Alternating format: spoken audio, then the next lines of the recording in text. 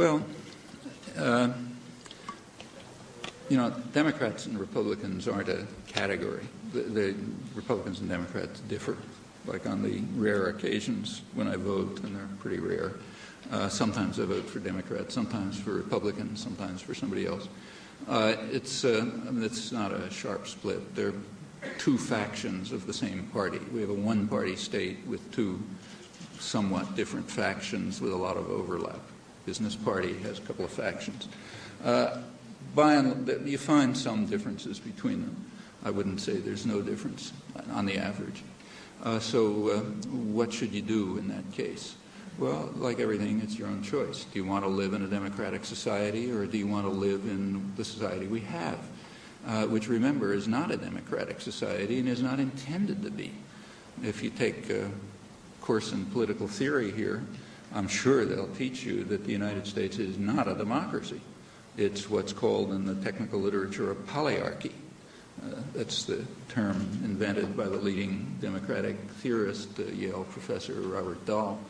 But the idea is old. It goes way back to James Madison and the foundation of the Constitution. A polyarchy is a system in which power resides in the hands of those who Madison called the wealth of the nation, the responsible class of men, and the rest of the population is fragmented, distracted, allowed to participate. Every couple of years they're allowed to come and say, yes, thank you, why don't you continue for another 4 years? And they have a little choice among the responsible men, the wealth of the nation. That's the way the country was founded. It was founded on the principle explained by Madison in the Constitutional Convention that the primary goal of government is to protect the minority of the opulent against the majority. And then the Constitution was designed to sort of ensure that. There's been a lot of struggle about it over the years. A lot of victories have been won by the public, so it's not the same as it was 2 centuries ago. But that remains. It remains the elite ideal, and it's a constant struggle. And most of the population is well aware of it. So, for example, take the November 2000 election. There was a lot of, among intellectuals, educated people, university professors and people like that, there was a great deal of outrage about the stolen election, and article after article about the Supreme Court shenanigans and, Florida, this and that, and so on. If you read through that literature, which was vast, you notice there was a constant refrain. Nobody could understand why the public didn't care. The public is a game among intellectuals. The public just didn't care. So, okay, the election was stolen. Who cares? It was never an issue among the public. Why wasn't it an issue? Well, if you look at this is very heavily, the attitudes in the United States are very carefully monitored. Business wants to know what people are thinking. And in fact, there is, for example, at Harvard, at the Kennedy School of Government, a project called the Vanishing Voter Project, where they study closely the attitudes of people towards the government.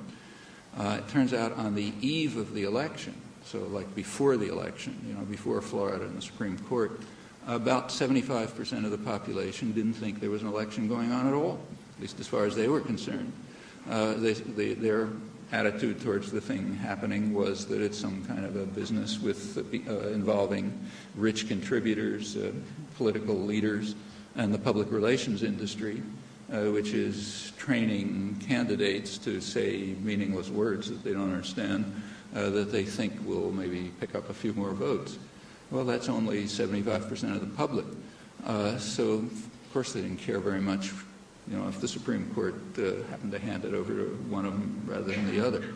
In fact, most people voted against their own interests, and consciously, because they knew it didn't matter much.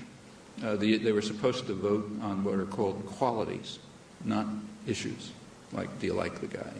Do you want to be with him, or something like that? You want to have a drink with him in a bar, something like that.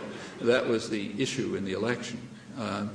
People didn't even know where the candidates stood on issues. And it's not because they're stupid. It was extremely hard to figure out where they stood on issues, and that they're trained to make it hard.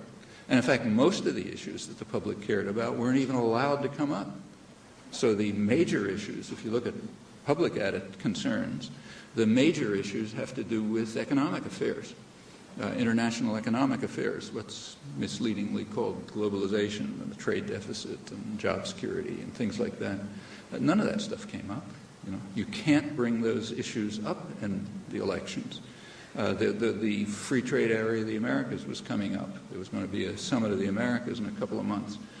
Issues on which the public has extremely strong opinions, but none of it could be brought up in the election, and for a very simple reason.